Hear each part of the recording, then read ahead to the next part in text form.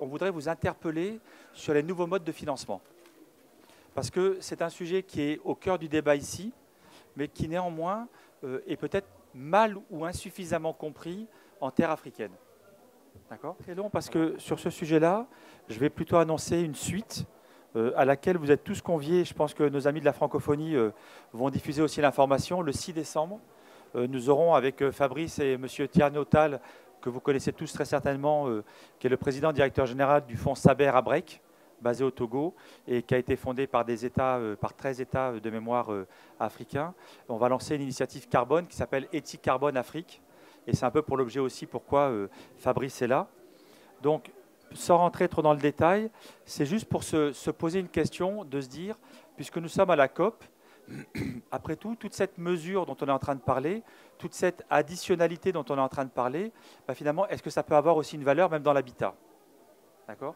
Et dans l'habitat, vous le savez, ça a été dit, alors effectivement, notre ami Al Diop, il économise du carbone, mais s'il doit monter demain un projet carbone tout seul, pour aller chercher un financement complémentaire, très clairement, aujourd'hui, vu les règles du jeu, c'est très complexe et c'est quasiment mission impossible. Parce qu'il faut qu'il mesure la performance de sa maison, qu'il démontre l'additionnalité. Donc, il y a tout un processus méthodologique assez complexe. Et pourtant, il y a des outils et il y a des méthodes et il y a des acteurs qui sont là pour porter ce type d'initiative et les inscrire très clairement dans l'agenda climat. Donc, l'initiative Éthique Carbone Afrique s'inspire d'une initiative qui s'appelle Éthique Carbone, qu'on représentera dimanche, le 6 c'est dimanche. Dimanche le 6 au Grand Palais à 15 h, on diffusera l'invitation. Mais là, ce qui est intéressant, c'est de se dire que d'abord, c'est une initiative qui est portée par soit des structures africaines, donc le fonds Saber Abrek, c'est 15 États qui l'ont créé. Ecosur Afrique, c'est le plus gros fournisseur de carbone certifié en Afrique. Et Énergie 2050, vous me connaissez déjà. Et donc, on a lancé cette initiative. Alors, Ecosur est plutôt un partenaire et les deux fondateurs, c'est Saber Abrek et Énergie 2050. Et là, l'idée, c'est de regarder l'empreinte carbone de chacune de nos activités au plus près de la réalité. Mais l'idée n'est pas d'aller que sur de la compensation. L'idée, c'est d'utiliser le carbone de manière dématérialisée, même s'il est adossé à des projets concrets, pour lui donner une valeur sociale. Et cette valeur sociale va permettre de faire finalement des projets d'adaptation et des projets d'atténuation. Et le tout étant bien évidemment adossé à des projets certifiés qui répondent à des méthodologies internationales, grâce à notre partenaire Ecosur Afrique. Et vous allez voir que c'est tout à fait innovant parce que pour le coup, actuellement, ça n'existe quasiment pas, cette valeur dématérialisée du carbone. Pourquoi ? Parce que si on reste sur une valeur économique, le carbone aujourd'hui vaut 5 à 6 $ la tonne. Donc, quelque part, c'est même encore plus bas, il me fait-il. Comme si moi, j'étais resté aux alentours de 5 $. Mais très clairement, on ne peut pas créer une valeur économique marchande forte pour, par exemple, du diffus comme le bâtiment. Même si pourtant, il y a un besoin réel parce qu'on peut créer des programmes, ce qu'on appelle des programmatiques, des programmes un peu plus ambitieux et plus larges. Mais là, l'idée, c'est pouvoir aussi coller au plus près de la réalité des besoins. Alors, le calculateur qui a été déclenché, il est sur l'ensemble des activités, que ce soit le particulier, l'association, l'entreprise, le transport, l'hébergement touristique, pour que chacun puisse estimer son empreinte carbone. Ensuite, on prend cette empreinte carbone qu'on colle à des projets carbone réels, sauf que le prix de la valeur de la tonne va être une valeur plus élevée.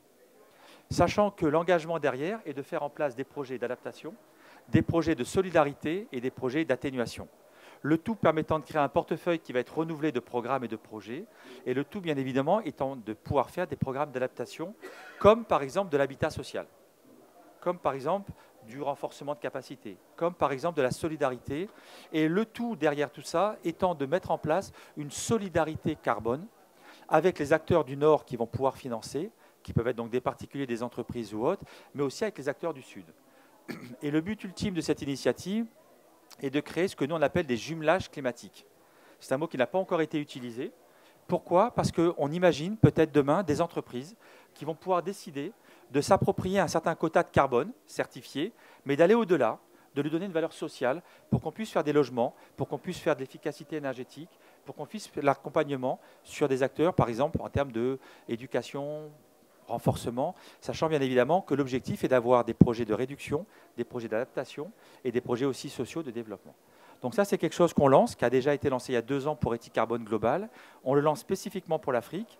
L'objectif, très clairement, vous lirez les documents qu'on va diffuser dimanche, c'est d'avoir on a un rêve qui serait de contribuer à un portefeuille de projets qui arriverait à une Afrique 100% ENR. Évidemment, c'est une ambition, c'est une rêve, mais on n'est pas les seuls, bien sûr, on va être une part d'un puzzle, mais tout ça, c'est extrêmement important. Donc, elle s'appuie sur 3 piliers, l'initiative. Les projets doivent développer une stratégie de sobriété énergétique, comme chez nous, n'utiliser l'énergie que dès lors qu'elle est nécessaire, indispensable. C'est donc la valeur du service qui est importante. Mettre en place les conditions pour augmenter l'efficacité énergétique, dès lors qu'on a besoin d'un usage. Ce sont des principes très généraux, mais qui sont néanmoins peu ou pas appliqués en Afrique jusqu'à ce jour. Et développer bien évidemment une stratégie d'énergie renouvelable en Afrique de manière assez ambitieuse. Et là, pour le coup, on s'appuie sur 2 acteurs majeurs. Le fonds Saber Abrek, il présentera le 5, la facilité FRAED, qui va être une facilité absolument formidable pour développer des nouveaux programmes d'énergie renouvelable en Afrique. Et bien sûr, vous l'avez compris, par rapport à des acteurs qui vont nous faire du carbone certifié. Donc dès lors qu'on sortira même 50 grammes, je caricature, mais 1 tonne de CO2, ça sortira de leur registre, donc il y aura une traçabilité réelle pour permettre que tout ça soit dans la transparence attendue dans le cadre des négociations climat. Rejoignez-nous dimanche le 6, on présentera cette initiative et j'espère qu'elle va susciter beaucoup d'ambition et d'émotion parce que très clairement l'objectif c'est que les acteurs se sentent concernés. Alors on a déjà des expressions d'intérêt d'acteurs privés, de la BAD ou autres, de la BOAD, mais nous on pense que cette initiative peut révolutionner le paysage énergétique et carbone en Afrique.